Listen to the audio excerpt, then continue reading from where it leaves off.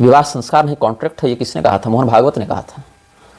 सनातन धर्म का मौलिक आधार जो संस्कार है, विवाह है, अगर उसको केवल कॉन्ट्रैक्ट कहा जाएगा तो इससे क्या होगा? उन्मुक्त व्यभिचार फैलेगा, समलैंगिकता फैलेगी, समाज में उपद्रव, यौन रोग, बिखरते परिवार, यही सब परिणाम प्राप्त होगा।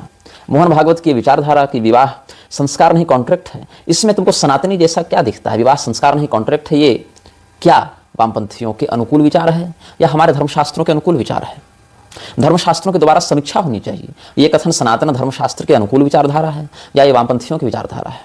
अयोध्या में मंदिर नहीं स्मारक बनवाएंगे, ये तो बहुत पुराना बयान है मोहन भागवत का।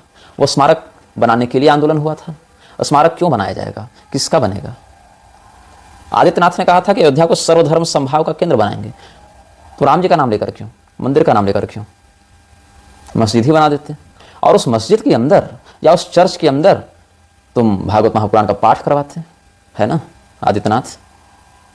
If you dare, you must need to build a mosque in Ayodhya, not Ram Mandir. And then, if you wanted to develop Ayodhya as a heritage, cluster of cultures, then within that mosque, you should insist to have a Parayan of Srimad Bhagavad Mahapurana, have a discourse on Vedanta, or at least a Khanda part of Sri Ramcharitmanas. But you chose Hindus to get sacrificed, to get humiliated over there past. Mohan Bhagwat ने यह कहा था कि ब्राह्मणों को उनके पूर्वजों के पापों का प्रायश्चित करने का समय आ गया है। कौन से पाप? यह स्पष्ट नहीं किया। मुसलमानों ने इस भारत भूमि में जितना आतंकवाद फैलाया उसका प्रायश्चित आरएसएस उनसे कब करवा रहा है? मुझे तो पता चला था कि आरएसएस मुस्लिम विधवाओं को और तलाकशुदाओं को पेंशन दे रहा है, मदरसों का रिनोवेशन करवा रहा है। जाति पंडितों ने बनाई, भगवान ने नहीं, ऐसा दावा करने वाले मोहन भागवत के कथन के पीछे क्या कारण है? और अगर जाति पंडितों ने बनाई तो उसको खत्म करने के लिए मोहन भागवत क्या कर रहा है?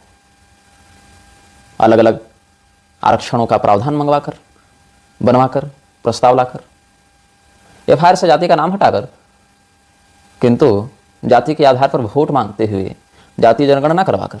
चाहते क्या है आप लोग? इसीलिए मैंने कहा कि आरएसएस शुरू से दो विचारधाराओं पर चलता है। एक वो विचारधारा जिसका वो दावा करता है कि वो मानता है, दूसरा उसकी असली विचारधारा जो इस देश और राष्ट्र के लिए एक बहुत बड़े षड्यंत्रपूर्ण संकट को जन्म देने वाली है।